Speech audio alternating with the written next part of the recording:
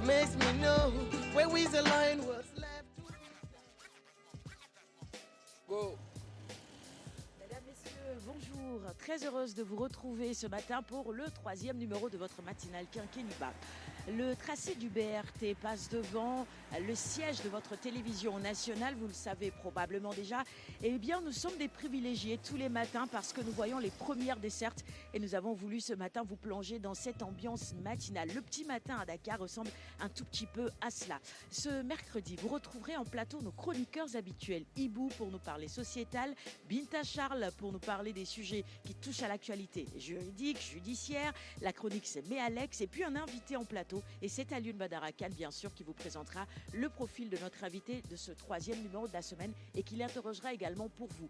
Les capsules habituelles, le coach Tandara pour la gym, la météo avec la Nassim et après 7h30, le bulletin d'info de votre matinale Quinquilibre. Dakar se réveille petit à petit. Vous apercevez des images avec moi, des gens qui vont tout simplement travailler, des taxis qui commencent déjà à rouler, à emmener les différents passagers et surtout dans un petit moment, vous allez l'apercevoir, je vous le disais, le BRT qui transporte ses premiers passagers de la journée juste devant le siège de votre télévision nationale. Alors bien sûr, nous attendons vos réactions et commentaires tout au long de cette émission sur nos différentes plateformes digitales également et notamment sur la page Facebook RTS1. Ce matin, je voudrais encore une fois vous remercier de votre fidélité. Regardez maintenant.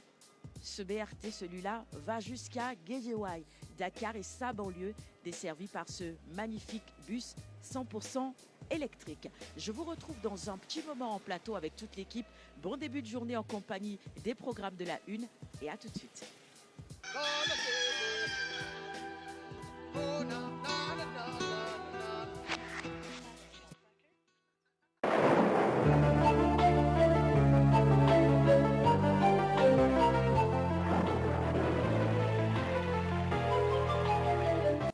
Mesdames et messieurs, bonjour et bienvenue pour votre bulletin météo de la journée du mercredi.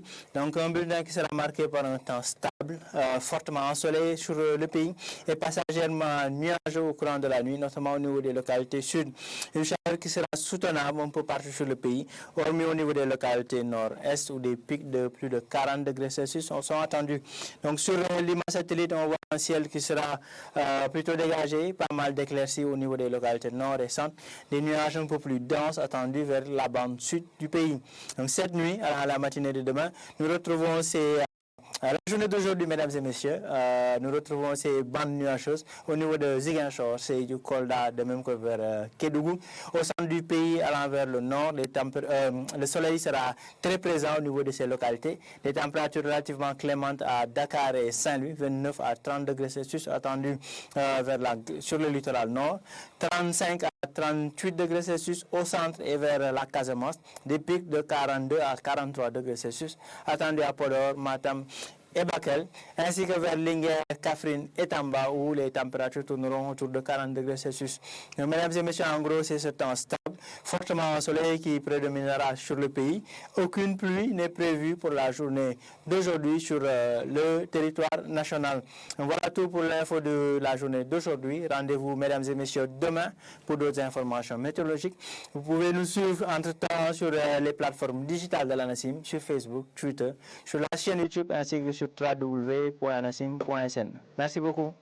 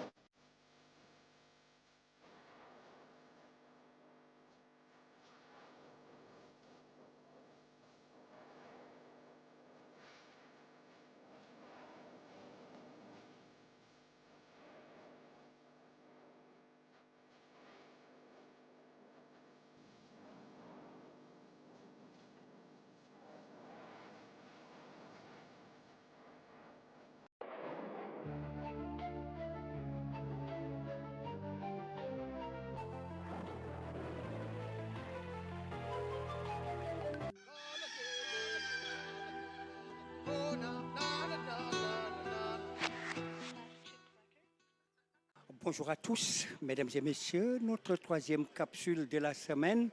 Et encore une fois, j'ai l'habitude de dire, mesdames et messieurs, pour préparer le lendemain, l'entraînement, donc il faut se débarrasser de toutes ces toxines.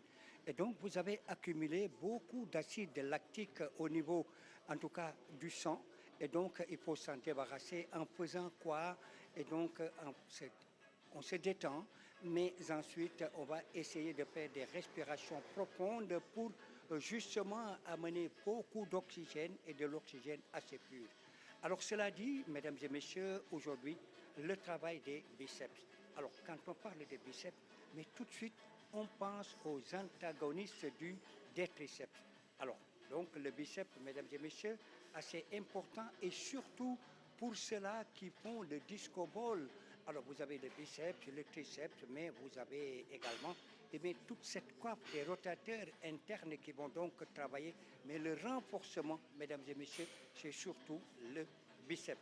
Alors, nous allons étudier ce travail de biceps et regarder avec le coach Bou pour justement cette part. Alors, coach Bou, naturellement, c'est à vous. Mesdames et messieurs, bonjour. Ravi de vous retrouver ce mercredi matin pour vous présenter notre capsule du jour.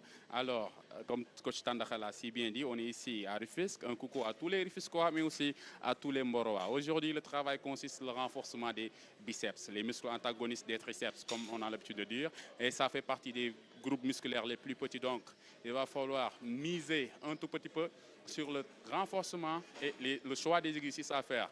Okay? Ce ne sera pas un entraînement en occlusion, mais au contraire, ça sera un entraînement en foot spring.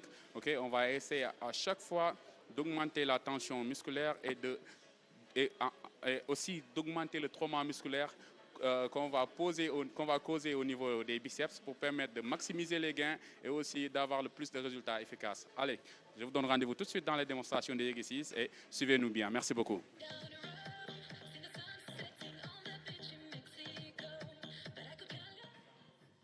Le travail des biceps, c'est le coach dos avec la barre, le coach chair avec les haltères, mais du pareil au même, puisque là, on travaille les biceps.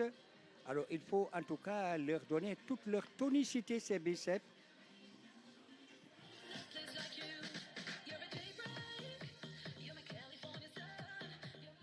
Alors, on change d'atelier et c'est la même chose, le travail des biceps. Et pour les tonifier, pour leur donner, en tout cas, toute leur souplesse et surtout toute leur puissance, toute l'efficacité en travaillant le biceps, mesdames et messieurs, voilà un travail idéal pour pouvoir, en tout cas, développer le biceps et tonifier ces muscles des biceps.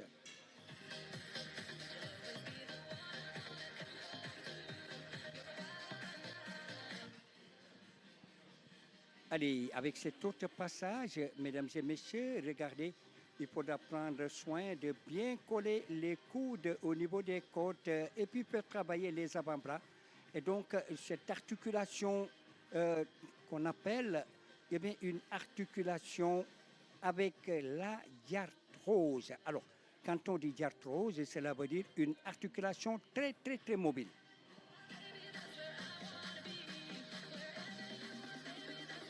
Allez, on change d'atelier et c'est un autre passage, coach chair et coach dos.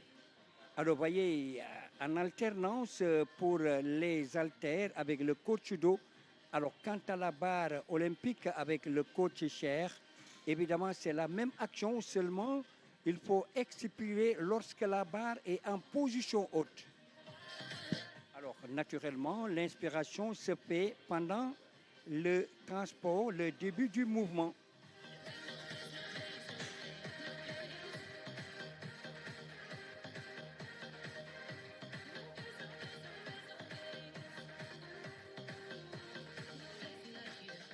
Alors, ceci, c'est vrai qu'il nous indique que le replacement des muscles se fait à l'instant avec le coach dos et le coach chair.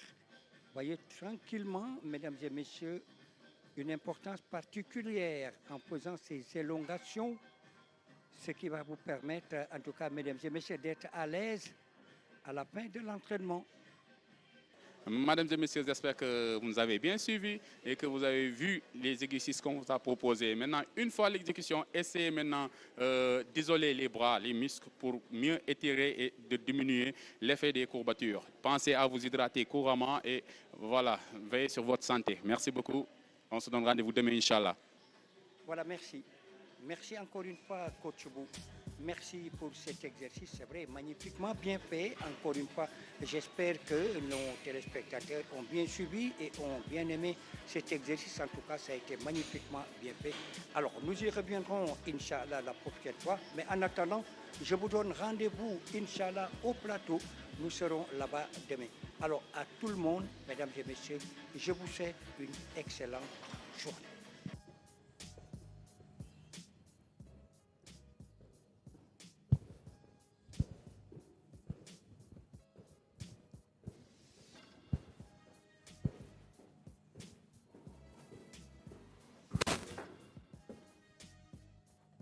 Le meilleur du matin, c'est ici. Et vous le savez, je retrouve l'équipe en plateau maintenant.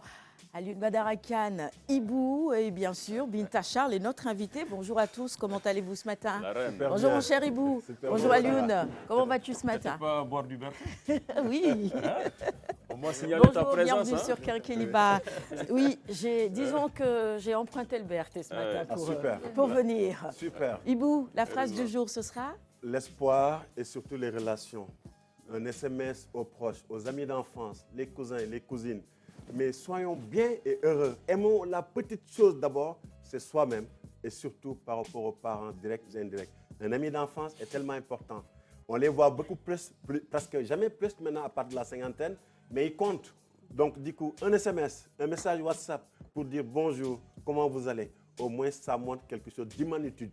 Et cette humanitude-là fait que nous vivons dans la cohésion sociale. Très bien. Merci beaucoup pour toutes ces paroles pleines de sagesse ce matin. Notre invité pour le 3e numéro de la semaine, Alioune, je te laisse présenter son profil à nos téléspectateurs Je présume qu'il maintenant. a pris le BRT pour allier la RTS. Un peu comme moi aussi, finalement. Nos invités, maintenant, on leur facilite le quotidien. Hein. Absolument. Il leur suffit juste de prendre le premier BRT de la journée dès 6 h du matin et à 20 minutes... Donc, ils sont à 20 minutes de la RTS. Alors, nous avons le plaisir de recevoir sur ce plateau un jeune médecin, le docteur Serigne Modou Babou, interne des hôpitaux au centre hospitalier universitaire de Fann. Sa spécialité, c'est la psychiatrie, mais il est là pour nous faire donc, voilà, le plaidoyer, hein, parce qu'il sera le représentant de tous les jeunes, médecins diplômés du Sénégal hein, par rapport à cette épineuse question qu'est le recrutement des jeunes diplômés de santé dans notre pays. C'est paradoxal au moment où le besoin vraiment se fait sentir, où il y a des postes qui souffrent d'un déficit de personnel. Le recrutement quand même se fait au compte-gouttes. Alors comment faire pour y remédier? Quelle serait la thérapie que vous, médecins, vous avez fini de préconiser donc, pour que les décideurs puissent trouver enfin la solution à ce problème? Donc voilà les questions sur lesquelles nous reviendrons avec notre invité. Je rappelle, il est co-initiateur, disons, de cette enquête. Hein, voilà, sur la plateforme de recrutement de la fonction publique pour les professionnels de santé. Donc, quels sont les grands points de cette enquête, les solutions, voilà, toutes ces questions-là seront abordées avec vous durant cette partie qui vous sera consacrée. Docteur Serigne Modou Babou, bienvenue sur Quinqueliba. Bonjour, comment allez-vous? Merci beaucoup. Bien réveillé? Très bien. Avec la tasse de Quinqueliba, ça va encore mieux, je pense. Oui, absolument. C'est important, on ne pourrait pas s'en passer, bien évidemment. Je sais que de temps en temps, il y a des invités qui arrivent et qui nous disent on a besoin de boire un bon café, mais je suis sûre que le Quinqueliba peut avoir à peu près les mêmes vertus et vous booster également. En tout cas, ça marche pour nos invités. 6h44, les sujets de nos chroniques de ce matin. Binta Charles. Alors, ce matin, nous allons parler des infractions en droit pénal. Ibou? Leur péage au Sénégal, c'est réglementé. Hein? Après, c'est de se dire qui sont-ils et surtout un point négatif dans cette activité qui génère des milliards de francs CFA, hein? Tout à fait. Oui, qui a été modifié depuis avec le code 2012 des impôts. Le mercure, les médecins sont là, c'est de la négation même d'un produit chimique. Malgré certains bienfaits, on exposera sur les conséquences. Très bien. Nous attendons les contributions de nos téléspectateurs ce matin. Vous le savez, le meilleur du matin, c'est ici. Alors réagissez au débat du jour et aux sujets qui seront abordés. Et en parlant de sujets, avant la revue des titres de ce matin, hier nous en parlions à plateau de justement cette décision de l'État de mettre en demeure les meuniers qui ont décidé de ne pas respecter la baisse annoncée par les autorités. Eh bien hier finalement on a appris avec, je vais dire plaisir, hein, puisque véritablement ça va agir sur le coût ou les coûts finaux, le prix du pain particulièrement, qui est désormais de 150. Eh bien les meuniers ont décidé de rétro-pédaler, je peux dire ça ainsi, ou de respecter en tout cas ce que les autorités ont décidé, ont décidé de se conformer à la décision de l'État bien évidemment, et donc d'appliquer les baisses. Bonne nouvelle bien évidemment, mais encore une fois saluer la main de l'État qui n'a pas, comment on dit, transigé, c'est ça, qui n'a pas tremblé dans l'application de ces décisions-là. Alioune Badara. Je pense que tout est bien qui finit bien. Hein. Alors, au grand soulagement des populations, surtout de la frange la plus importante, en tout cas, à s'intéresser à la question du pain, que sont nos amis et cousins et cousines sérères. Alhamdoulilah. Hier, ça a été une très belle journée pour eux.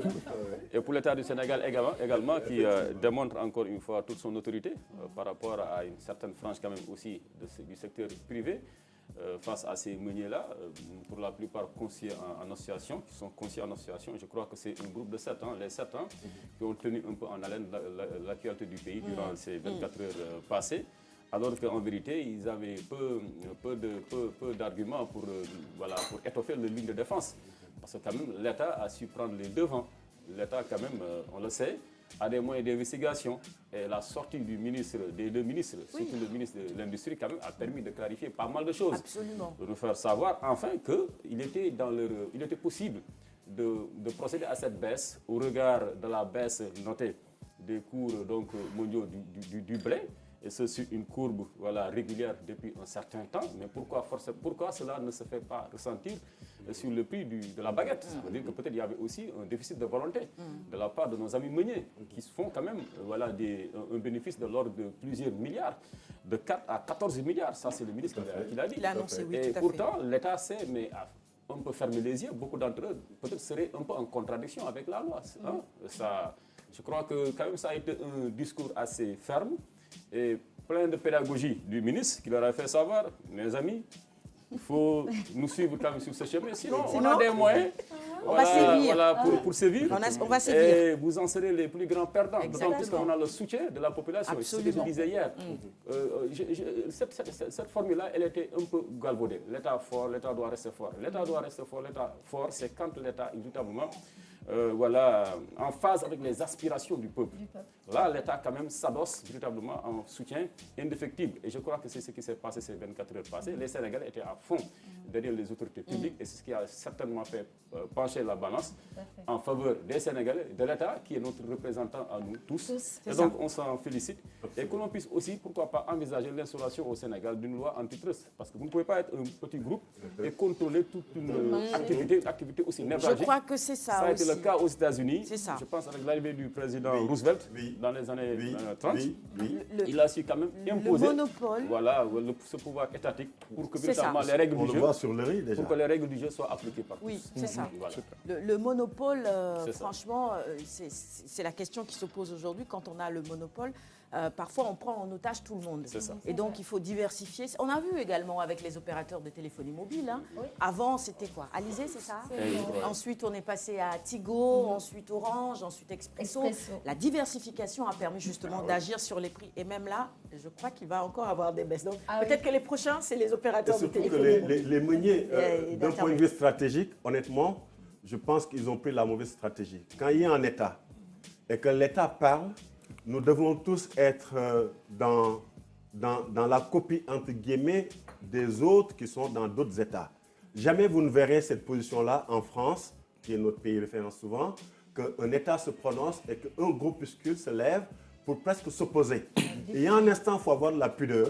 Le volet stratégique aurait été très simple. Nous prenons note et nous allons continuer les échanges avec les autorités étatiques de manière discrétionnaire, mais pas de manière vulgaire. En disant pour dire qu'on n'applique pas. Qu'on n'applique pas. Mais après, chez vous-même, vous prenez une décision pour vos enfants, Donc, un de vos enfants va se lever pour dire j'applique plus à mon père. Qu'est-ce que vous allez lui dire?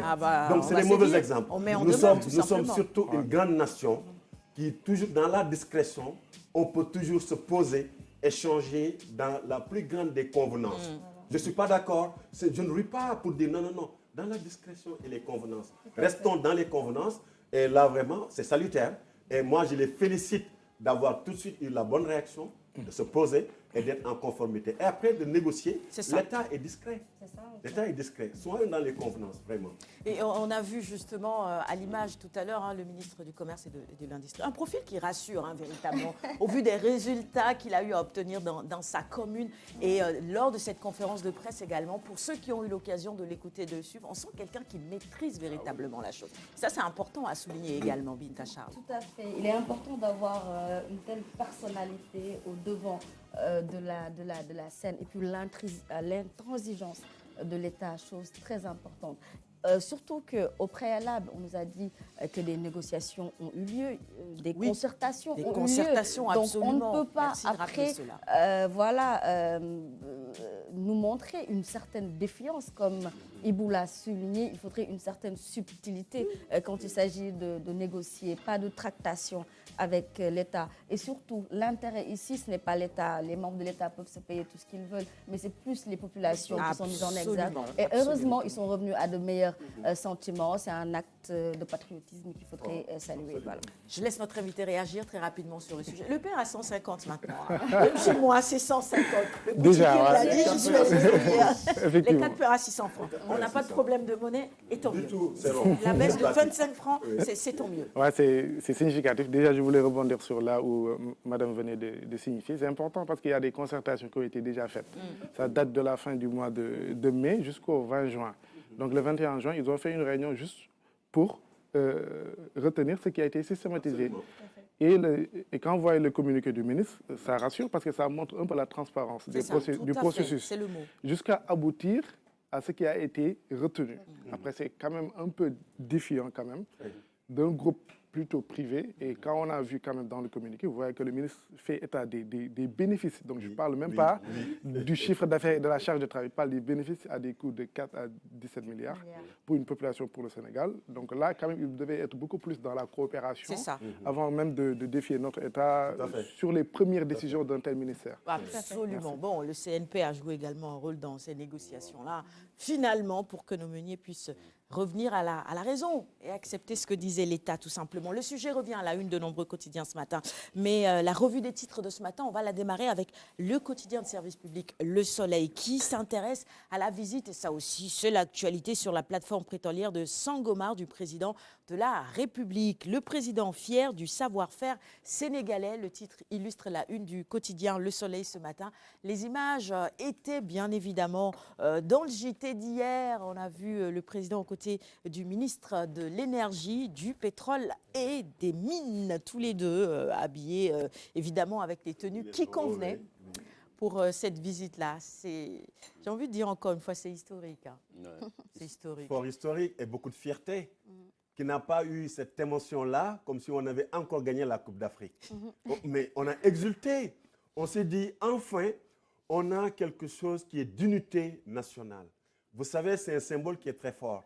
Quand vous avez le pétrole, n'oublions jamais que c'est des fossiles. Ce sont les terres mortes, des milliards d'années, conservées par notre Seigneur jusqu'au moment où nous, on l'exploite. Quand même, qu'on ait plus de pudeur, que tout le monde ait une adhésion. Et j'espère que tout le peuple, les représentants, vont faire une correspondance pour féliciter l'État du Sénégal à travers son président de la République. Et surtout, l'acte est fort. Pour la première fois, il me semble que dans l'histoire du Sénégal, on a un président qui va dans une industrie où c'est assez risqué quand même, mais qui respecte aussi les combinaisons. Et on a vu tout le processus de sécurité, de l'hygiène et de sécurité au travail. Tout à fait. Oui. Bravo à tout le monde et félicitations à tout le monde. Oui, la question de la sécurité, elle est importante. On est sur des plateformes pétrolières, bien évidemment. Et puis sur les réseaux sociaux, hier, les images ont également circulé. Images du chef de l'État, comme tu le disais tout à l'heure. Beaucoup de fierté également. Mais j'ai vu quelqu'un dire que chaque Sénégalais devrait poser un petit bol devant chez lui et qu'on y verse un peu de pétrole. En Que chacun...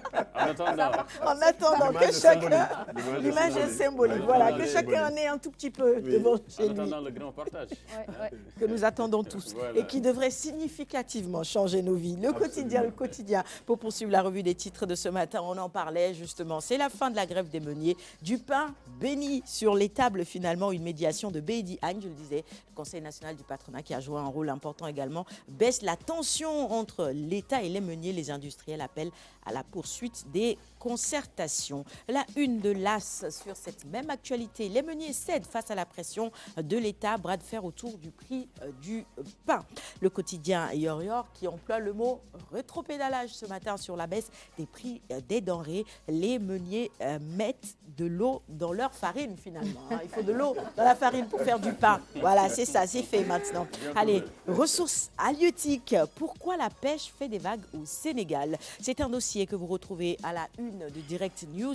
Les détails à la page 3, notamment la renégociation des accords internationaux, notamment ceux de la pêche entre l'Union européenne et le Sénégal fait partie des priorités du gouvernement. Ça, on le sait, c'est un sujet qu'on a abordé en plateau et plusieurs fois avec des spécialistes. L'immigration également à la une de ce quotidien ce matin. Espagne, migration circulaire des Sénégalais exploités dans les champs d'Albacete.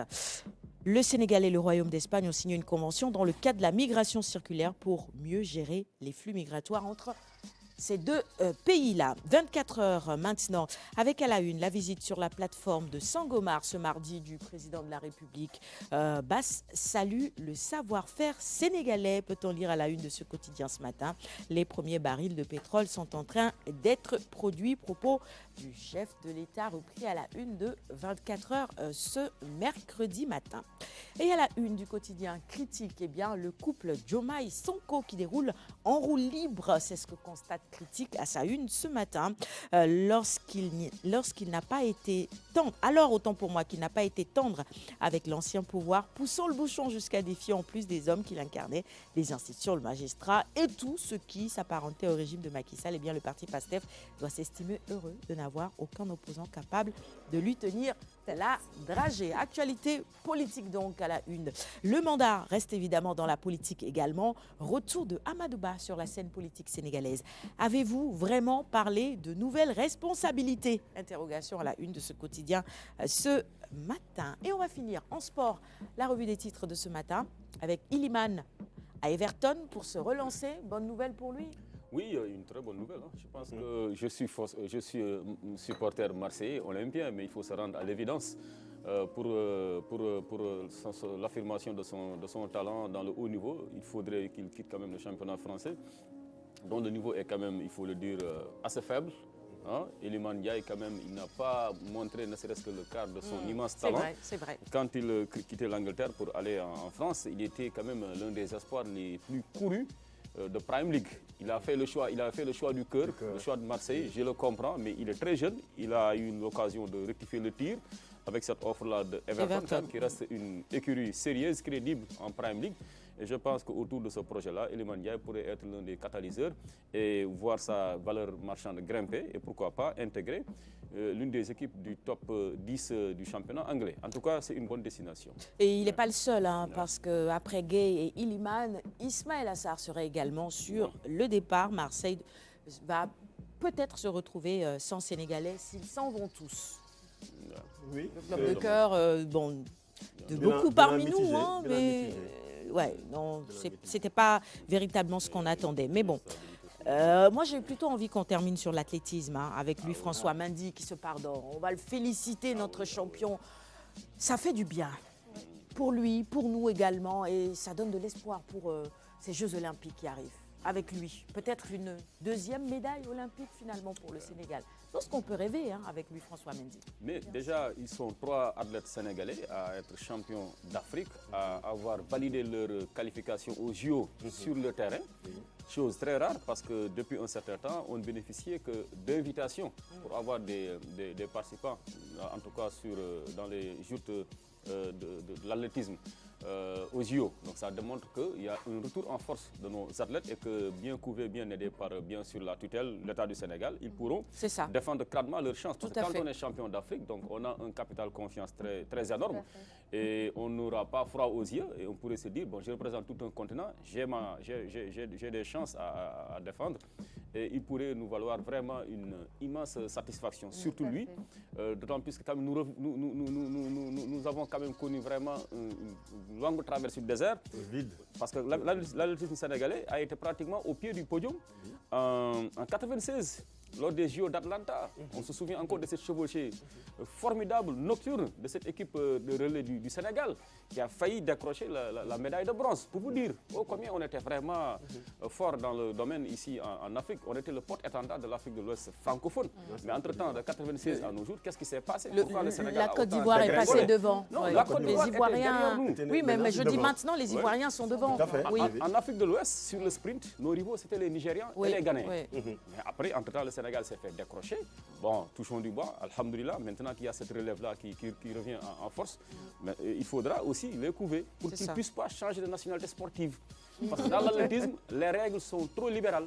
Ça veut dire, lui, il est champion d'Afrique, mais à la veille des JO ou bien après les JO, il peut porter le dossard de notre pays. Et pour que cela ne puisse pas arriver, le Sénégal quand même, a vu pas mal de ses champions être piqués par surtout nos amis français. Oui, il faudrait quand même qu'on leur donne plus de moyens et puis qu'ils puissent vivre de leur art et faire flotter haut le drapeau du Sénégal. Qu'il est porteur d'espoir, on l'a vu. Hein. Il a appris aussi de ses échecs. Il y a eu des échecs, mais on se rend compte qu'il est très résilient. Et puis voilà, pourquoi pas un nouveau LH Diaba, on attend ça. On les a vus d'ailleurs tous les deux ensemble. Et moi, ça, c'est une image qui m'a rassurée. Voilà. Le grand frère à côté pour conseiller évidemment le poulain. C'est pourquoi je dis... on a bon espoir, en tout cas, avec lui, François Mendy. Ce serait magnifique. Au canoë, on a des chances. Sur le 400 mètres, on a des chances. Et avec lui, François Mendy. Donc, je pense que quand même, voilà. La relance de l'UASU sera en plus. Ouais. Il faut, à mon avis, beaucoup de détection. Je prends un exemple très simple. Est-ce que vous avez constaté que les Peuls du Nord, ils font la migration jusqu'au Sud? Mais donc, ils sont habitués à faire les longues distances. Pourquoi on ne prendrait pas ces jeunes parmi ceux pour faire du marathon? Parce que dans la morphologie, il faut être... Elle est importante, la morphologie. Tout à fait. Et de l'autre côté, même nos lutteurs, pourquoi on ne les mettrait pas à l'initiation au javelot ou lancer de poids? Il faudrait qu'au niveau de la détection, avec l'UASU, qu'on puisse savoir dans les 10 ans à venir, il ne faut pas se tromper de cible.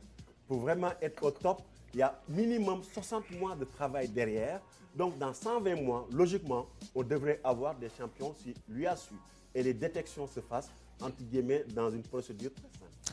En tout cas, dans les disciplines olympiques, ici, on a du talent. Et si on encadre ces jeunes, on pourrait évidemment rêver encore loin pour avoir d'autres médailles dans les différentes disciplines. Ce sera tout pour la revue des titres de ce matin. Merci de l'avoir suivi et félicitations encore une fois à lui, François Mendy. On va poursuivre le magazine maintenant avec la chronique sociétale, celle de Ibou qui nous emmène dans les sites d'orpaillage, c'est ça? On voyage un tout petit peu loin de Dakar finalement. Hein. Kédougou, Bakel. Si vous avez 10 sites d'orpaillage, les 99 se trouvent à Kédougou. Un seul va se trouver à Bakel. Ce sont des études monographiques de l'Agence nationale des statistiques et démographiques du Sénégal. Cette étude a été faite en 2017. Donc, je me suis rendu compte, même au niveau réglementaire, il y a une procédure pour être orpailleur. Il y a 3 métiers. Hein. On concasse, on fait du broyage, etc. Donc, vous avez un site, vous avez le permis et vous pouvez l'exploiter officiellement. Mais il y a un périmètre bien défini. Vous n'êtes pas un gros industriel qui vient avec ses grosses machines. Non, non, du tout. C'est de l'orpaillage. Dans les années 70, ceux qui ont grandi au bord de Soumbédioune et autres, et Mudra Afrique, ce qui s'appelle maintenant la Cour constitutionnelle, je crois, ou Cour suprême, dans cette zone-là, là où il y a maintenant l'actuel quai de pêche, c'est là-bas où il y avait les orpailleurs. Vous venez avec ce qu'on appelle alluvière, avec un tamis comme ça, vous récupérez et puis vous balancez avec l'eau et vous avez des pépites d'or. Et tout le monde s'amusait à ça. Ici, là hein? Oui, ici. Ah oui? Mudra Afrique. Vous voyez la Cour suprême, ça s'appelle Mudra Afrique pour nous.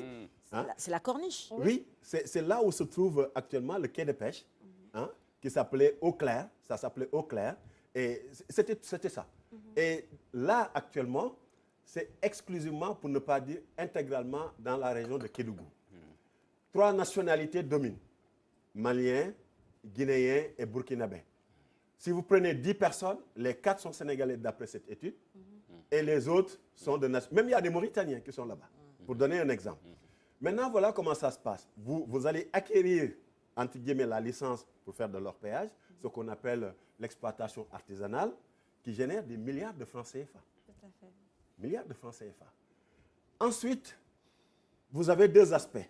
Un aspect où, pour dire, vous avez le tamis, vous êtes dans l'eau, vous l'exploitez. C'est exclusivement pour les femmes. Il y a à peu près 32 400, allez, on va dire 32 000 personnes qui l'exploitent.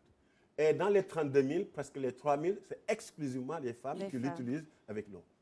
Tout ça, c'est bien. Maintenant, il y a l'environnement.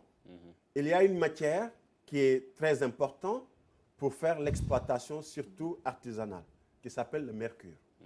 Et ce mercure-là, on le retrouve partout, hein, avec les thermomètres, n'est-ce pas, docteur, etc., et d'autres composites. Mais le mercure et le cyanure, entre guillemets, sont des poisons. Pour ne pas dire directement, sont des poisons.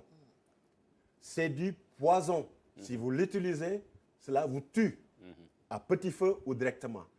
Les insuffisances rénales, causées également par le mercure. Maintenant, vous êtes dans l'orpaillage. Vous avez un site, vous faites de l'extraction. Ensuite, il y a quelqu'un qui va faire le broyage des pierres, etc. Et l'autre va tamisser. Mais ils ont besoin du mercure pour pouvoir aller faire l'amalgame, c'est-à-dire que le mercure va aller avec l'or pour l'extraire. Et ensuite seulement, vous pouvez trafiquer ou bien vous ne trafiquez pas, vous le chauffez à une température pour séparer du mercure et de l'or. Et vous vendez. Alors, le mercure dans tout ça. Le mercure dans la zone où ça se trouve, qui est la zone la plus montagneuse au Sénégal, donc il y a un ruissellement. La période de pluie, l'eau qui arrive se retrouve dans un lac. Et dans ce lac-là, il y a le mercure. Le petit Peul qui est là-bas avec son troupeau, il l'amène où? Au niveau de ce lac. Et il va consommer. Mais il consomme l'eau avec le mercure. Les femmes qui vont faire le linge. Mais avec les femmes, il y a une telle violence qu'il faut beaucoup de pudeur. Je n'ai pas trouvé les mots pour expliquer. Dans leurs parties intimes, c'est dégradé à cause du mercure. Le docteur est là et les conséquences sont énormes. J'ai eu à échanger avec certains au téléphone. Je me suis retenu. Qui disent que la moindre plaie est dégénérée par le mercure à un niveau impossible.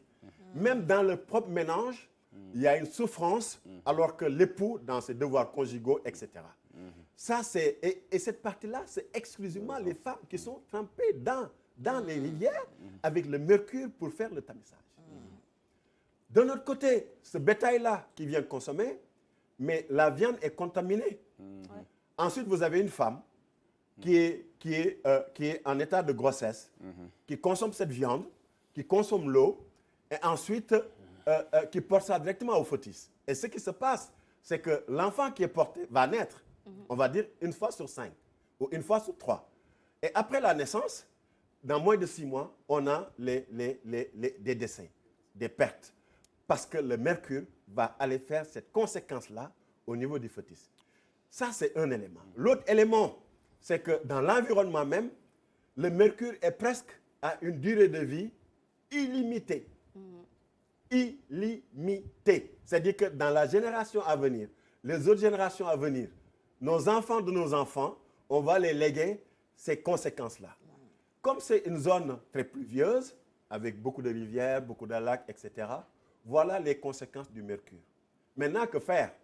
Et il y a une convention qui s'appelle Minatama, une ville japonaise, dans les années 50. Il y a eu beaucoup de morts.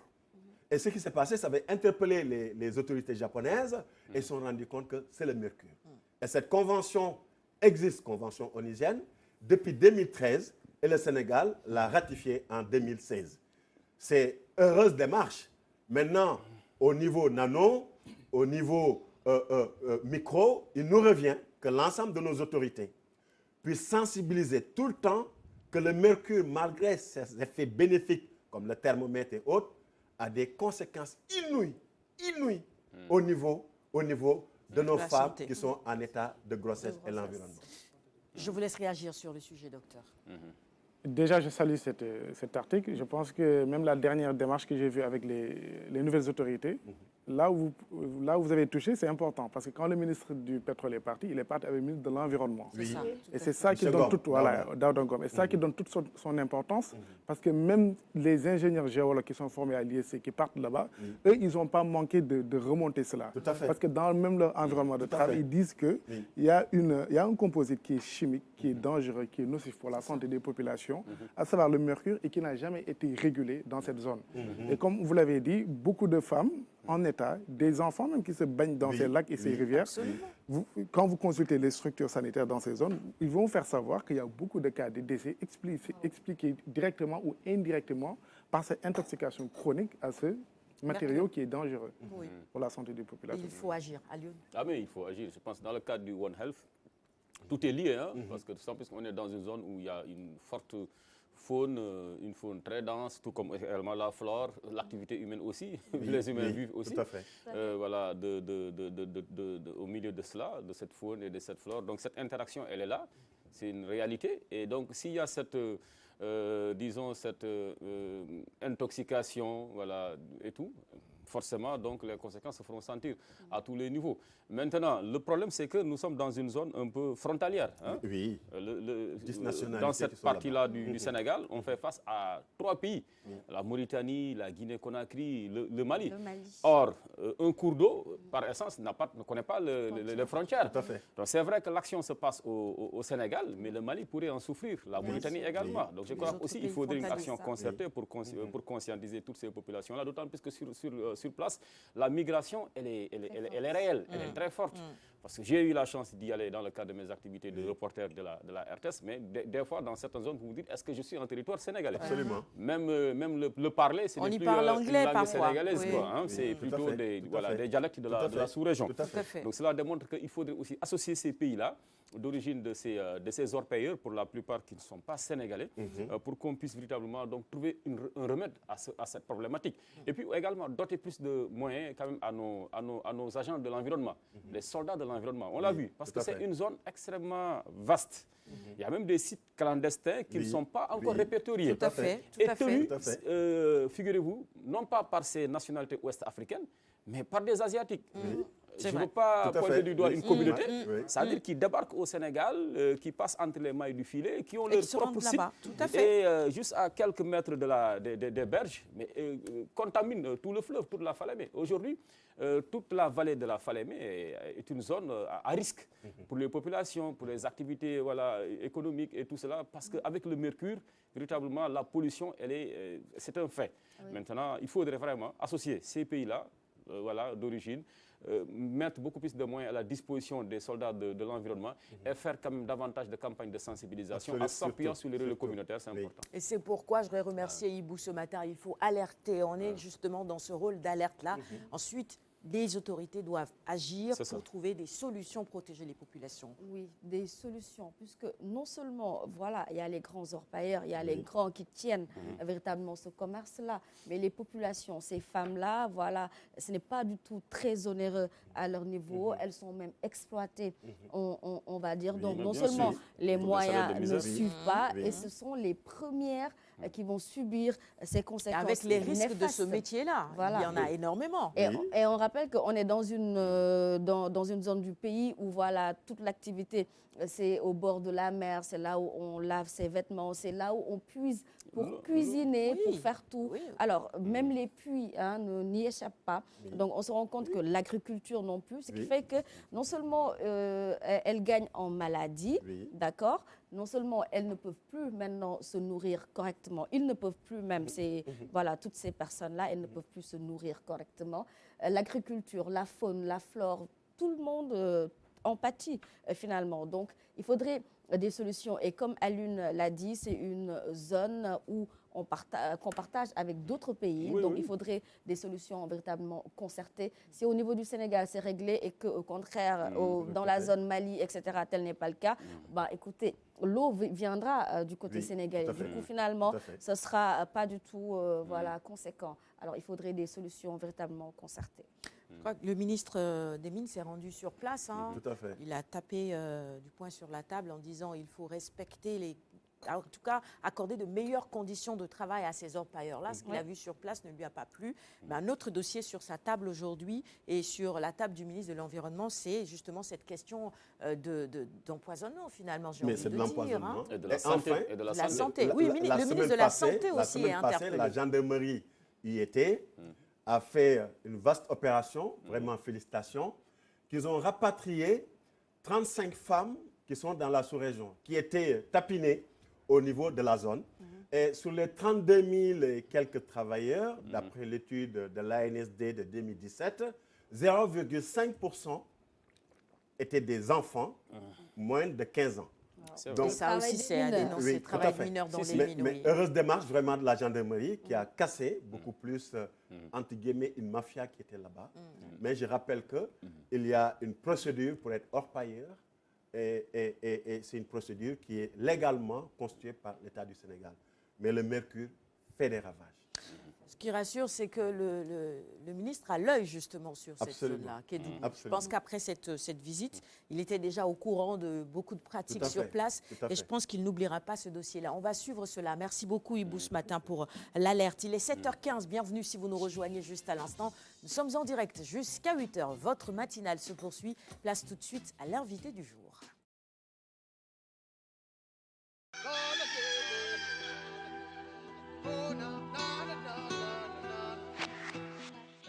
Que de sujets délicats ce matin sur notre table. Après Kédougou, eh bien, on accueille encore une fois notre invité, Dr Serine Modou-Babou.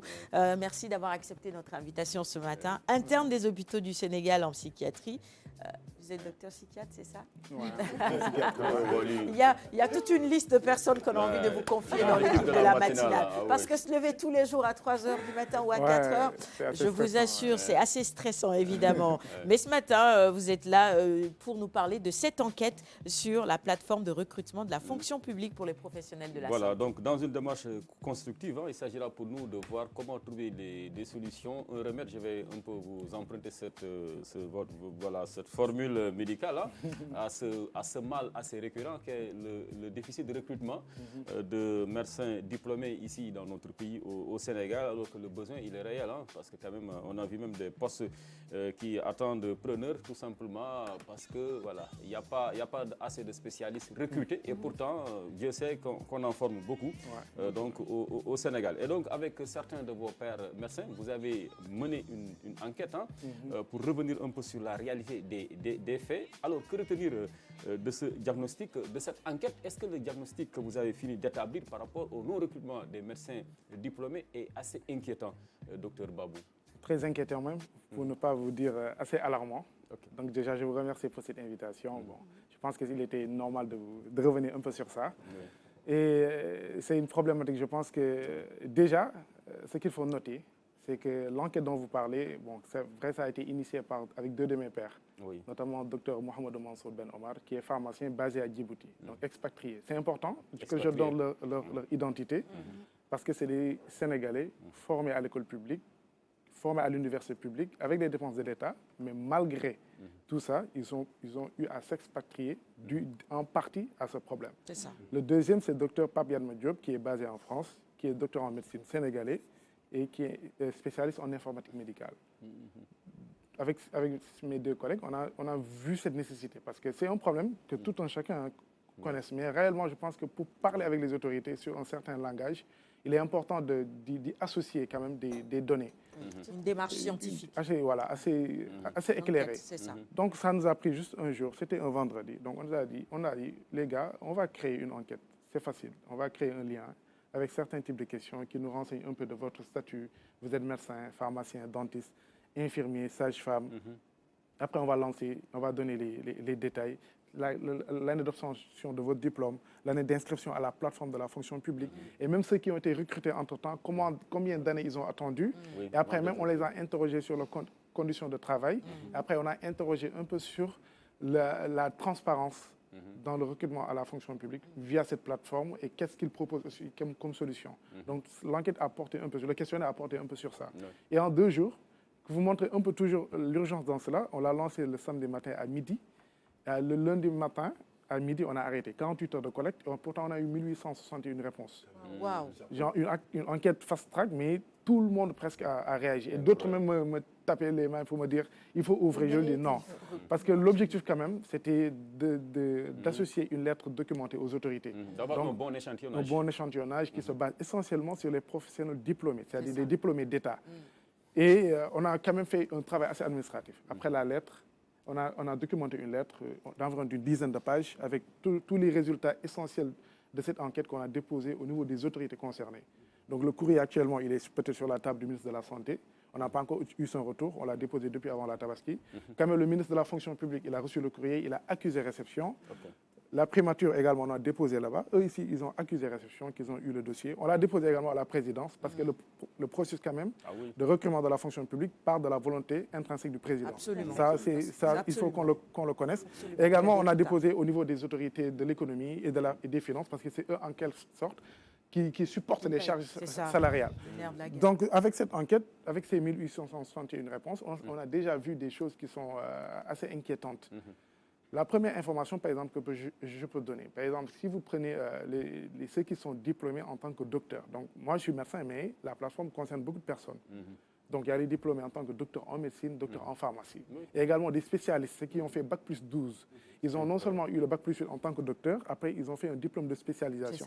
Soit en tant qu'ancien interne, parce que les internes, après peut-être on va en parler, ou bien c'est des spécialistes qui ont fait 4 ans, avec soit de la bourse de formation de l'État ou bien avec leurs propres moyens et qui sortent et ne sont pas encore recrutés. Donc toutes ces personnes-là ont été incluses dans l'enquête.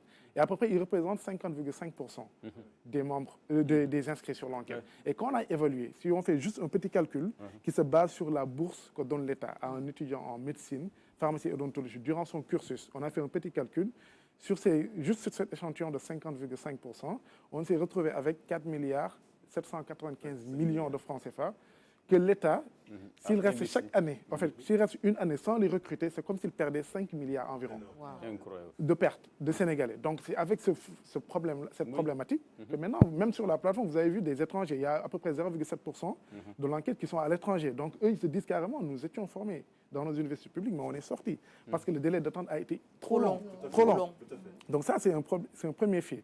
Après, quand vous prenez même la situation matrimoniale, hein, j'ai vu que déjà les femmes étaient... On dit le monde des sciences et tout, mais les femmes, c'est elles-mêmes qui dominent. À 50,6%, c'est les femmes qui sont présentes dans la plateforme. Quand vous prenez en compte les infirmières et les sages-femmes et autres, et la plupart aussi sont mariés, les 60,5% sont mariés. Et ils ont au moins un enfant. Donc, comme vous le disiez tout à l'heure, Ibou, quelqu'un qui a le bac à 18 ans, il fait 8 ans de médecine ou bien 8 ans d'études médicales, il a 28 ans, il se marie entre-temps, mais il y a des réalités sociales. Donc, c'est normal. Donc, si ces conditions ne sont pas prises en compte, il y aura des répercussions sociales. Tout à fait. La troisième information aussi importante, c'est que c'est la répartition des personnels de santé en fonction de nos structures de santé.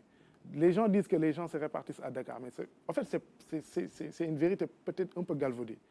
Dakar, déjà, Dakar contient la majorité de la population. Même en termes de démographie, les 18 millions, si vous prenez Dakar, c'est 4 à 5 millions. Tout à fait. Sur les 14 régions. C'est normal que la santé suit cette démographie. Et quand vous prenez même la structure sanitaire du Sénégal, elle est organisée de telle sorte vous entendez parler des établissements publics de santé, les EPS. Il y a 1, 2 et 3. Après, il y a les centres de santé, il y a les postes de santé, il y a les cases de santé, qui sont même des initiatives communautaires. Mais dans ces EPS 1, 2, 3, les hôpitaux que vous entendez, FAN, Dalal Jamm, principal, c'est des EPS de type 3, très développés. Mais il n'y en a que 11 au Sénégal. Les 10 sont à Dakar. Donc, les 10, il n'y a que l'hôpital de Touba, Matlaboul Fawzeyni, qui est reconnu comme type 3. Donc, c'est normal que si vous avez 10 grands hôpitaux, que ces hôpitaux soient fournis en personnel. Et ces personnels-là, même après l'enquête, on a vu que les 37% viennent de Dakar, c'est-à-dire qu'ils sont nés de Dakar. C'est leur lieu de provenance géographique. Et leur lieu de provenance, leur profession actuelle, c'est-à-dire leur adresse professionnelle, montre qu'actuellement, les professionnels de santé sont plus déployés en dehors de Dakar.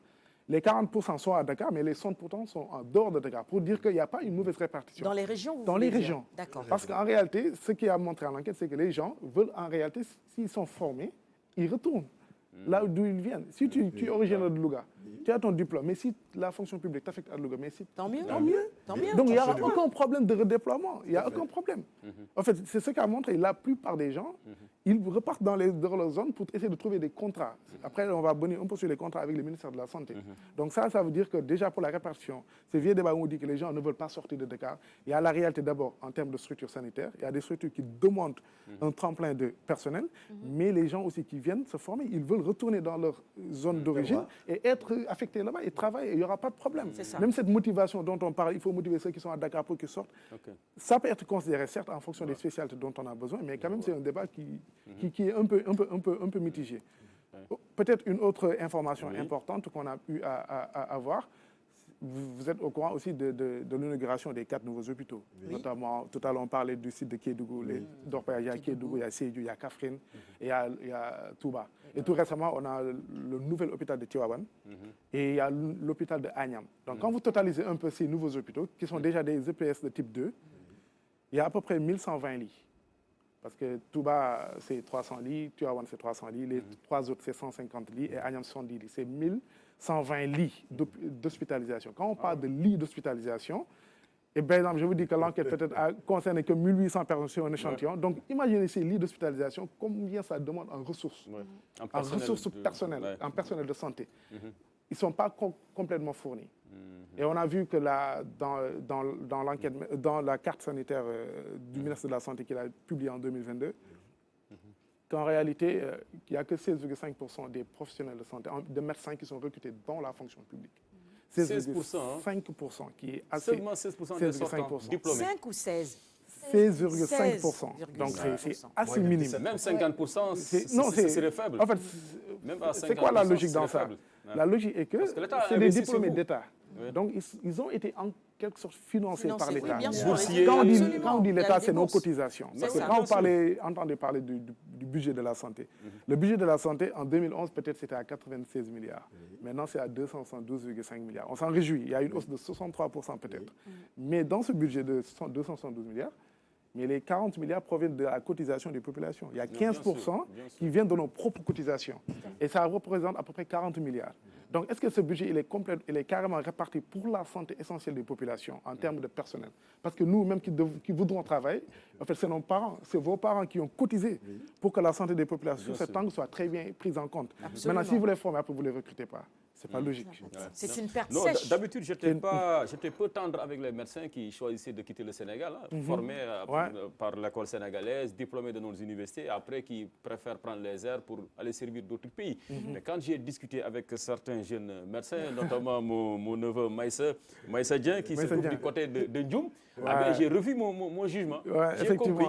Même pour passer l'examen, en tout cas des internes, il faut sortir de l'argent. En plus, ça, c'est compliqué. Vous ne pouvez pas demander à vos parents, pour la plupart retraités, déjà encore de vous donner de l'argent pour que vous puissiez passer un examen extrêmement sélectif.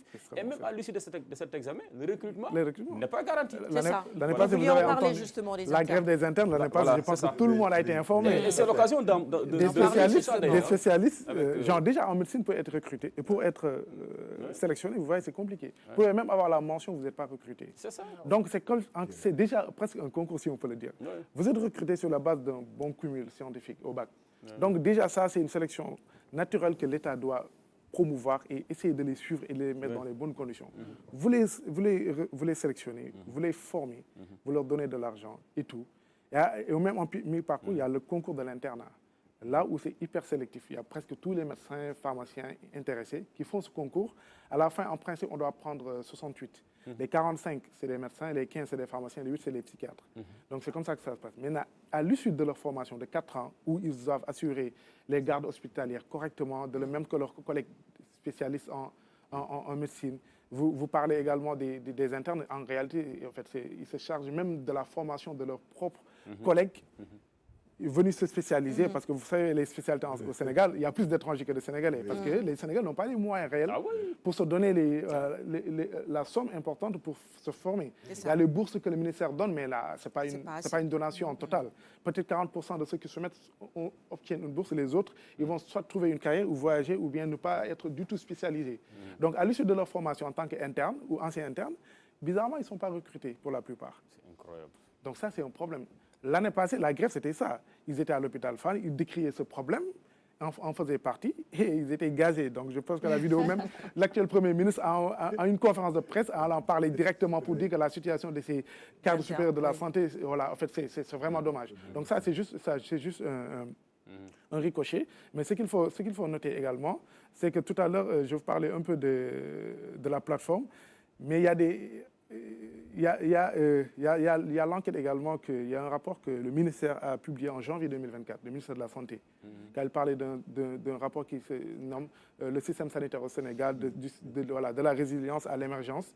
Là, on donne un peu, vraiment, le nombre d'agents de santé répertoriés par l'État du Sénégal. Ça se trouve environ à 22 000 agents de santé.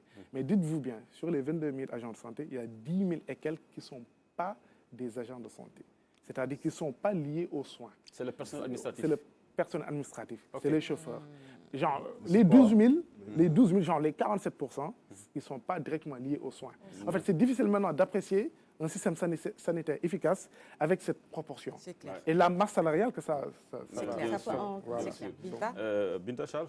Alors, face à ce tableau dressé-là, on est sans mots, sachant que surtout que le besoin est là. On voit dans certaines zones du pays, on nous dit on manque de tels spécialistes et autres. Il n'y a pas de sage-femme. Donc là, voilà, on ne peut pas investir pendant plusieurs années sur des étudiants qui sortent diplômés et qui ont ce problème-là.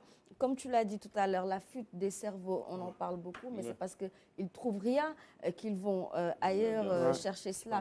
Et puis je m'intéresse en particulier à votre spécialité, la psychiatrie. Vous êtes psychiatre, c'est bien ça? Oui, en formation. En formation, très bien. Alors, on a vu par rapport au taux ici au Sénégal, est-ce qu'ils sont nombreux par rapport à la demande? Il est rare de voir des médecins psychiatres.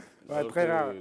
Le stress, c'est national. Or, le trop de stress, ça affecte. La petite statistique que je vais vous donner sur ça, actuellement, il y a presque une quarantaine de psychiatres. Si je dis quarantaine, peut-être même c'est 40, 30 ou 39 psychiatres en activité au Sénégal. Et le nombre de psychiatres sénégalais, c'est-à-dire formés au Sénégal, sont plus nombreux en France qu'au Sénégal. Mais il y a aussi une perception dans nos sociétés, on se dit que bon, pour aller voir un psychiatre, mais il y a les centres, il y a les centres psychiatriques. Oui. À Dakar, il y a Fan, il y a Mbao, ça remet encore sur la table la question du recrutement. Du recrutement, il est important. Recruter efficacement. Voilà. Merci beaucoup, docteur, pour cette première partie. On est sans voix. Oui, mais bon, on apporte notre pierre à l'édifice pour que votre appel soit entendu par les plus hautes autorités. Et nous sommes optimistes, croisons les doigts. En tout cas, c'est un plaidoyer vraiment réfléchi d'un Sénégalais, d'un patriote qui veut servir, qui ne demande qu'à servir son pays. Mais pour ça, il faudrait qu'on y en donne les moyens. Et dans la deuxième partie, on fera un autre rappel encore une fois sur vos principales attentes, parce qu'elles sont nombreuses. Restez avec nous. Merci beaucoup. Voilà. C'est très intéressant. Je n'ai pas vu l'heure passer. Il est 7h31. Alors, à la réalisation, notre réalisateur de ce jour, Marfous Diop, a tenu à préciser que dans le sujet de Hibou, on parlait plutôt de la Cour de cassation, c'est ça. Sur la corniche, c'est plutôt la Cour de cassation, c'est ça, juste derrière. Voilà, c'était un site quand vous étiez beaucoup plus jeune, c'est ça, d'orpaillage. Eau claire, plongeoir. Nous, on n'a pas connu ça. On fait du bon poisson là-bas qu'on consomme. De la région du Cap-Vert. 7h32. Voici maintenant le clip du jour. Dans un petit moment, on vous retrouve en plateau pour la suite, bulletin d'info et dans la dernière partie. Ce matin, on poursuit. Voici le bloc d'info, le bulletin d'info plutôt, le tout en images. Restez avec nous. À tout de suite.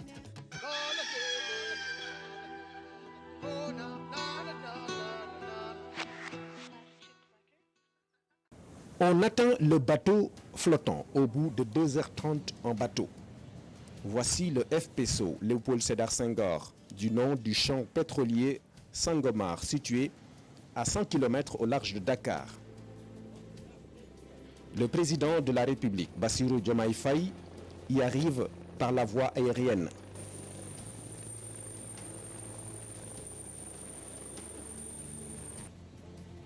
Après avoir reçu l'échantillon du premier baril au Palais de la République, le chef de l'État vient constater sur place l'état d'avancement de la production.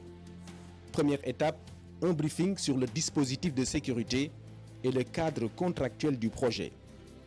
Le président de la République passe ensuite par la passerelle centrale jusqu'à la tourelle, avec un aperçu général de l'utilisation et de l'utilité des différents modules. Monsieur le Président, nous voici arrivés au niveau de la tourelle. Donc cette tourelle, c'est là où les ombilicaux qui amènent les hydrocarbures qui sont issus du fond marin arrivent au niveau du FPSO. Nous avons 23 puits et à la tête de chacune de ces 23 puits, nous avons des arbres de Noël. D'accord, les arbres de Noël qui permettent de faire la sécurisation de ces puits, mais également de faire l'ouverture, la fermeture de ces puits à partir de la salle de commande et de contrôle que nous verrons quand on arrivera au niveau des quartiers d'habitation. Donc à côté de ces arbres de Noël, nous avons bien sûr ce que l'on appelle des flexibles jumpers qui connectent ces arbres de Noël aux conduites d'écoulement qui sont les flowlines. Donc ensuite le pétrole transite au niveau de ces conduites d'écoulement, sont connectés par des raccordements aux flexibles qui quittent le fond marin et qui remontent les 850 mètres de profondeur d'eau jusqu'au niveau du FPSO. Donc ces flexibles sont appelés risers. Donc ces risers-là vont rentrer au niveau de la partie géostationnaire, remonter jusqu'au top, et à partir du top, ils vont être distribués au niveau des suivelles. Donc ce sont ces suivelles-là, puisqu'on a une chambre qui connecte la partie géostationnaire, ces parties pivotantes qui tournent, on aura toujours des hydrocarbures qui vont être injectés au niveau de ces suivelles-là, qui vont être ramenés au niveau du plan. Avec les puits reliés à la tourelle, le brut obtenu est un mélange composé d'huile, d'eau et de gaz. Avec cette torche, tout le temps allumée, les générateurs et autres installations brûlent le stock pour séparer le gaz du pétrole et récupérer l'eau qui sera ensuite traitée et reversée en mer. Le pétrole stabilisé est ainsi stocké. Dès que l'équipe de production stabilise le produit, nous le recevons au niveau de nos tanks et puis disposés comme ça. On a à peu près 13 tanks disponibles que nous stockerons le produit fini et puis prêt à être déchargé au niveau du tandem à l'arrière. Dès qu'un tanker arrive, donc on est prêt à envoyer le produit au niveau qui va passer au niveau du metering skid. Vous êtes passé là-bas, vous avez ouvert une valve, donc ça va passer de là-bas et puis descendre. Étape essentielle des installations, le module de comptage des hydrocarbures. Après un contact physique avec le dispositif, le président de la République procède à un jeu de questions-réponses qui lui permet de mieux comprendre le mécanisme. On a en ce moment 3 puits qui sont en production, qui sont tous du côté sud. Donc on a SSP 03, SSP 19 et SSP 23. Donc on va prendre l'exemple de SSP 03. Tout commence par ici. Donc on passe à travers une première vanne de sécurité, là.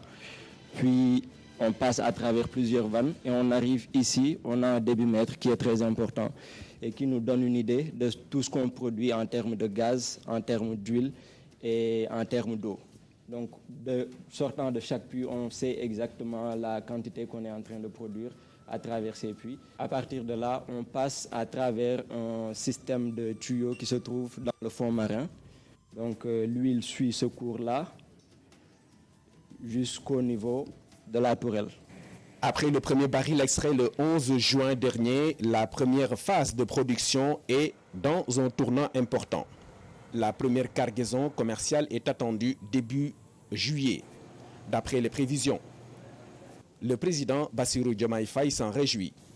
L'autre motif de fierté du chef de l'État est la présence remarquable et remarquée de l'expertise sénégalaise dans la réalisation de ce projet d'envergure. Des jeunes dévoués et engagés qu'il a félicités et encouragés au nom de la nation sénégalaise. Première étape de cette tournée, l'école élémentaire Liberté 1 de l'IEF du Grand Dakar. Ici, Kadijatou Badji Diagne, chef du centre, rappelle aux surveillants les conseils et la conduite à tenir dans les salles. Il est 7h46.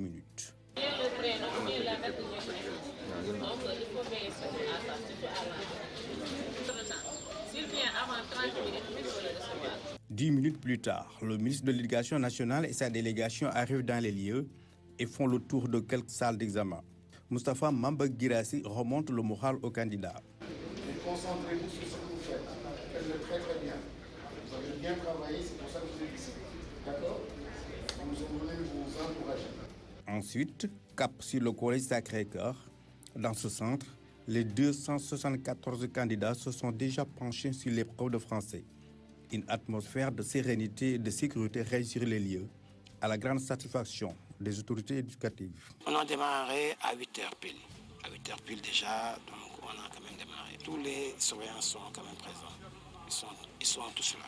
Toutes les dispositions en amont ont été déjà prises par la communauté, notamment le désherbage, le nettoyage des salles de classe, n'est-ce pas, les fournitures, n'est-ce pas, mais surtout le jour, l'accompagnement du jury. Nous avons vu les élèves aussi assez attentionnés, très concentrés dans ce qu'ils sont en train de faire, mais aussi dans de très très bonnes conditions. Les épreuves, l'examen a démarré dans de bonnes conditions et à temps. C'est aussi un point à noter. Nous avons aussi eu les mêmes informations concernant les autres centres, un peu partout à travers le pays. Et globalement, tout se passe bien. Cette année, un dispositif particulier a été mis en place par les autorités éducatives avec l'expérimentation du digital dans tout le processus. Les innovations qui ont été apportées cette année en termes de dématérialisation donc, des processus. Tout cela garantit, sécurise, permet aussi un archivage donc, des copies, ce qui est extrêmement important, et surtout réduit le temps de correction, le temps aussi de proclamation des résultats. Cette année, le nombre total de candidats inscrits au concours d'entrée en 6e et à l'examen du CEE est de 301 820 contre 300 268 l'année dernière, soit une hausse de 1552 candidats. Le temps de la confirmation pour Louis-François Mendy. Après les médailles d'or aux Jeux de la francophonie et aux Jeux africains, le hurdleur sénégalais numéro 1 en Afrique aux 110 mètres et n'a fait que répondre aux attentes et assumer son statut de favori. À 25 ans, il remporte son premier titre de champion d'Afrique à un mois pile des Jeux olympiques de Paris 2024. Louis-François Mendy est d'ailleurs le premier athlète sénégalais qualifié au JO de Paris.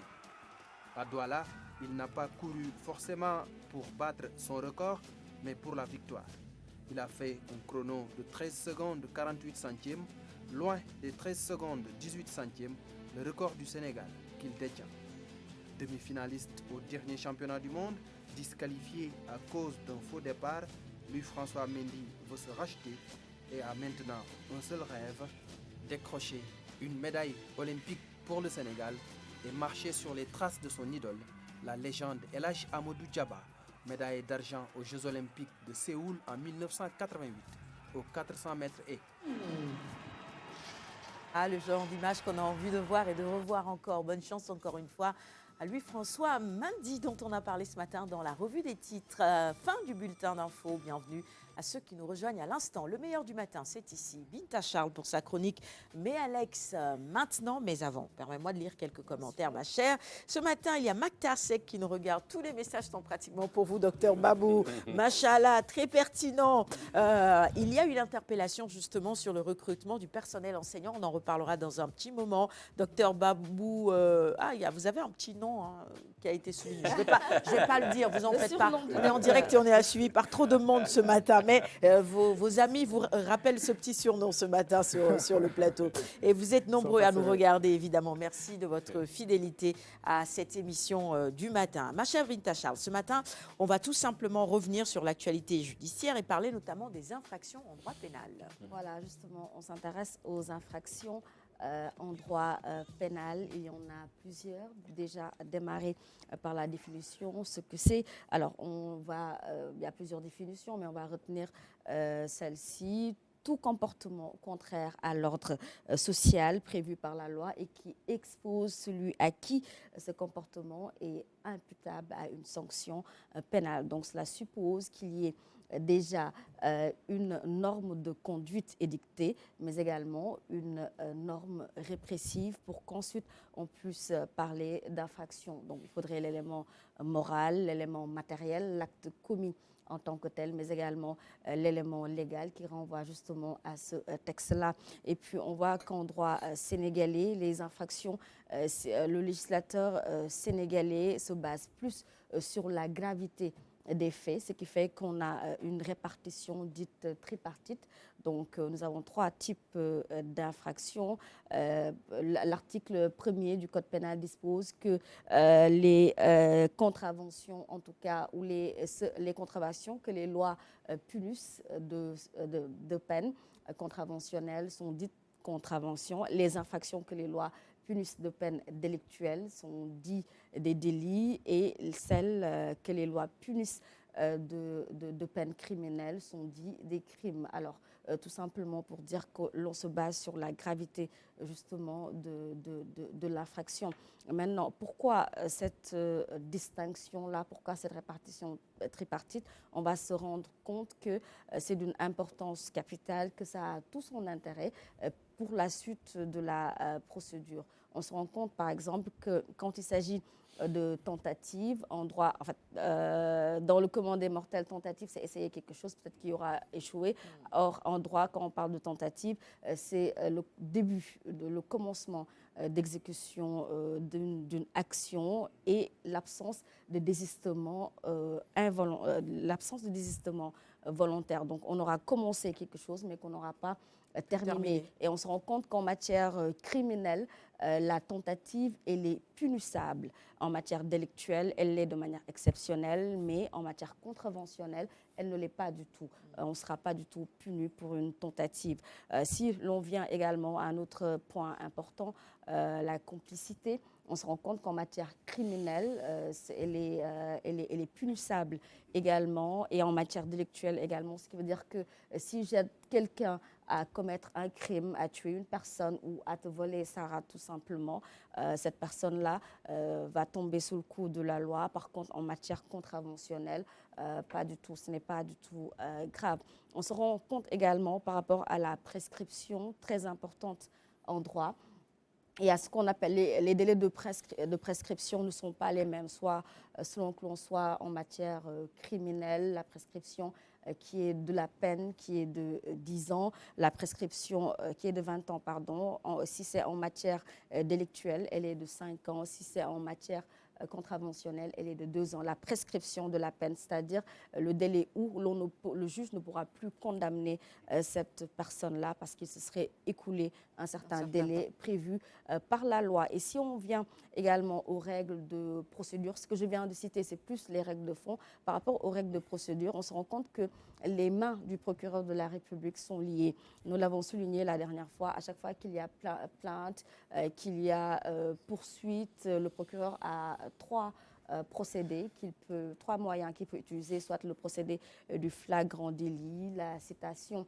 directe ou encore l'instruction. Et on se rend compte qu'en matière criminelle, on interdit au procureur de la République d'utiliser que ce soit le flagrant délit ou encore la citation directe, qui sont des procédures assez simples. Donc on lui impose, il faudrait forcément qu'il y ait une instruction, voilà, qui va durer 6 mois, voire plus.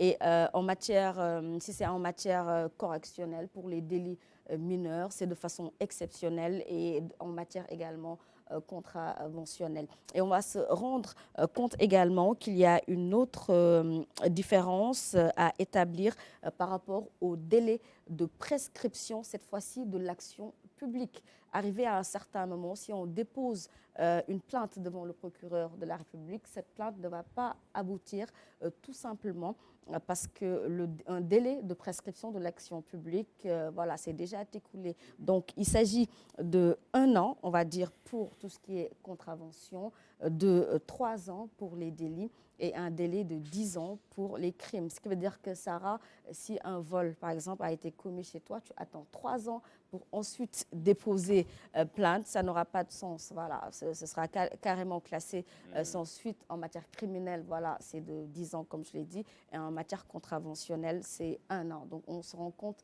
de l'importance un peu de différencier, l'intérêt de différencier ces 3 types d'infractions. Donc, 3 infractions, le crime, le délit et la contravention. Voilà, on garde ces 3-là. Alors, voilà. Quelles sont les règles de compétence qui s'appliquent justement en fonction de cette répartition?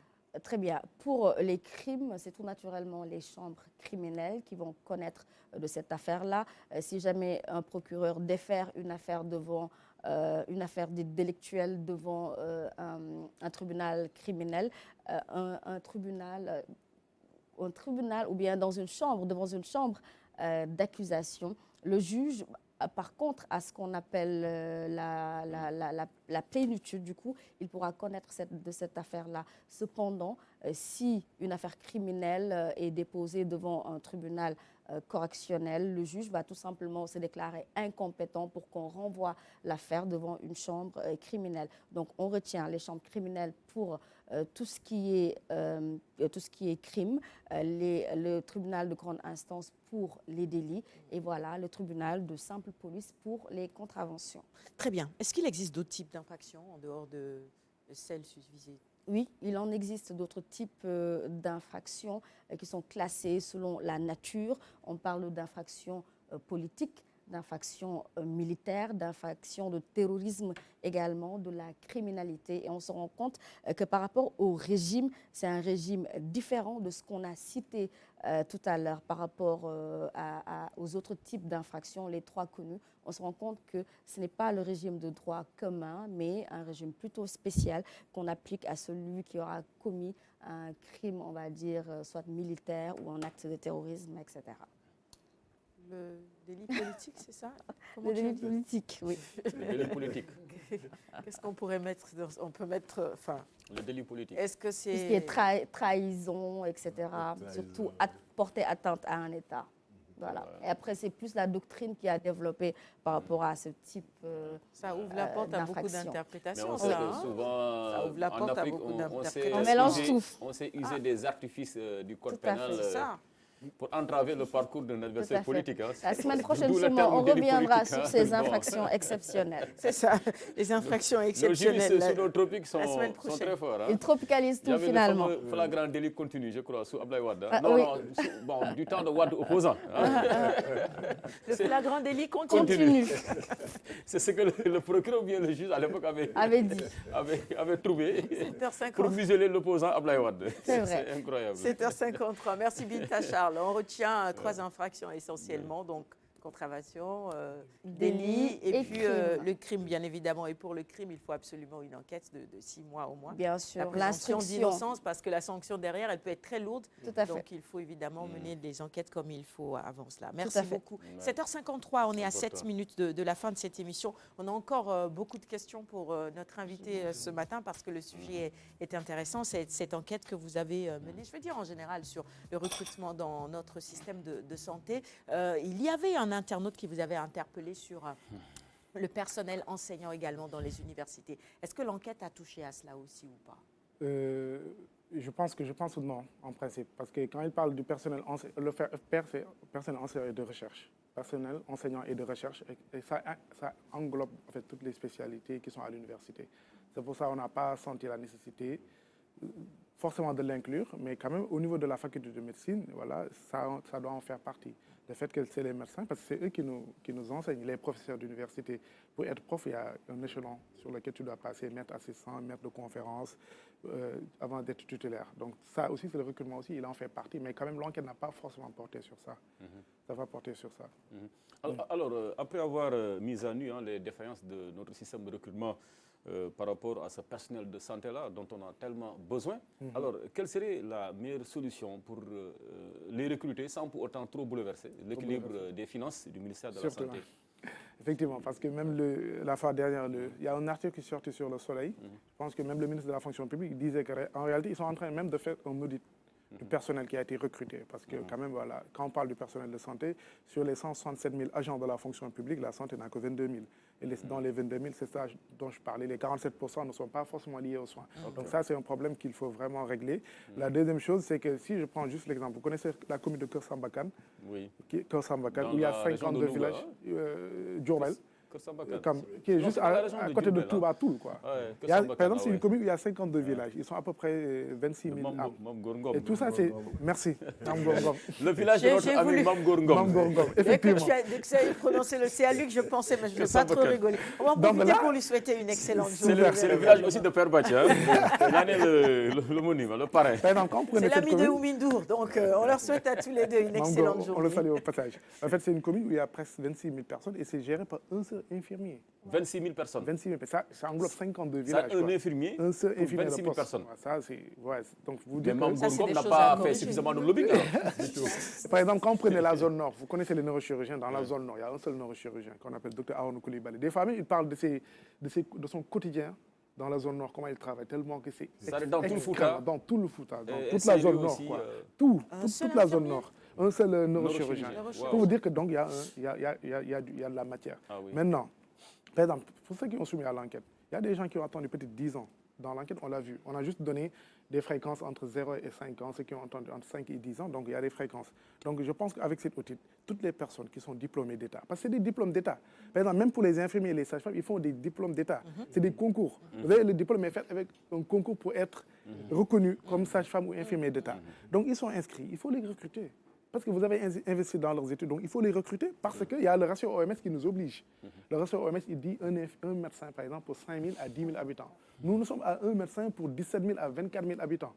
Infirmier et sage-femme, c'est la même chose. Ça devait être pour 500 habitants. Nous sommes à un infirmier ou une sage-femme à 3 000, voire 4 000 habitants. Donc le recrutement, il est là, il faut le faire. La deuxième chose, même le ministre de la fonction publique a dit, les contrats, même consignes, enfin, il n'y a que le ministère de la fonction publique qui doit être habilité à recruter, à signer des contrats. Maintenant, le ministre de la Santé même le fait. Bon, par compétence transférée, je ne sais pas, mais en tout cas, les contrats qu'on signe avec nos confrères, ils vous le disent. Ce sont pas des contrats qui respectent le code du travail. Et même dans l'enquête, on a interrogé les conditions de travail où ils disent qu'à 57%, les conditions sont inefficaces, voire déplorables. Et dans les procédures de recrutement, ils disent qu'à 60%, les procédures sont discriminatoires, voire inefficaces. Donc, l'audit de la plateforme doit être fait. La deuxième chose, c'est vraiment recruter ceux qui sont diplômés et qui sont dans la fonction et qui, à 95%, selon l'enquête, désirent toujours travailler au Sénégal. À 95%. Donc, il faut les recruter. La deuxième chose, c'est faire l'audit de la plateforme. Et la troisième chose, quand même, c'est de favoriser la bourse de spécialisation à tous les médecins sénégalais, pharmaciens qui désirent se spécialiser et travailler au Sénégal. Parce que dans les conventions de bourse, vous signez une convention, 4 ans de bourse, après vous travaillez pour l'État pendant 4 ans, à défaut de rembourser. Donc ça, c'est des politiques qu'il faut généraliser et recruter tous les diplômés. En fait, diplômé d'État, il faut le recruter. Sinon, il part. Regardez, juste en Mauritanie, il y a une communauté de 40 docteurs en pharmacie sénégalais, en Mauritanie. Juste parce qu'ils proposent de meilleures conditions de travail.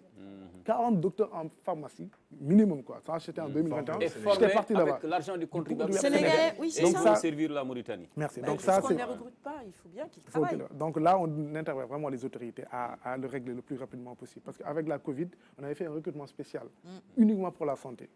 Il y avait 1500 agents. Envisagez-vous une demande d'audience aux plus hautes autorités? Le président de la République, pourquoi Le président de la République, on l'a saisi. Donc on a déposé la lettre, on nous a dit qu'ils vont nous faire le retour.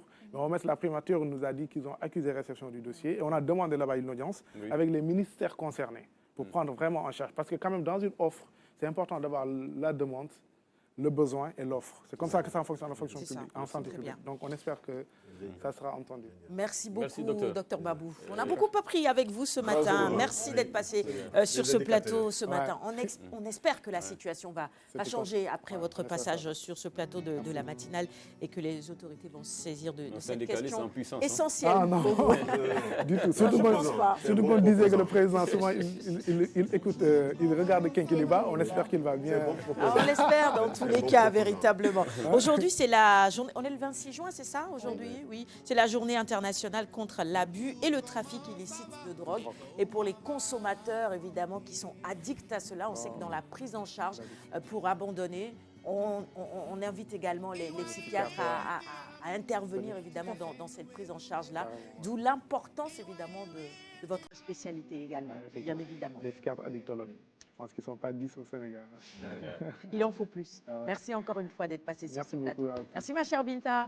Tout en bleu ce matin. J'ai aimé. Merci mon cher Ibou. C'est fini pour ce matin.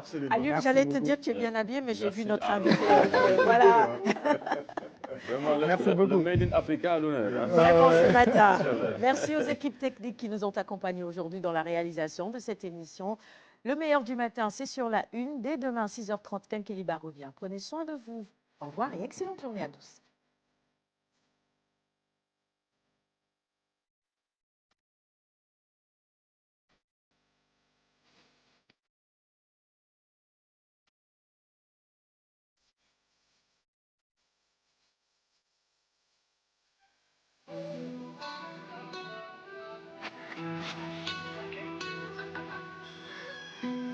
gotta wake up early in the morning, a long way but go because I gotta follow my way. The Lord need to stand up, get better warning, which makes me know where we the line.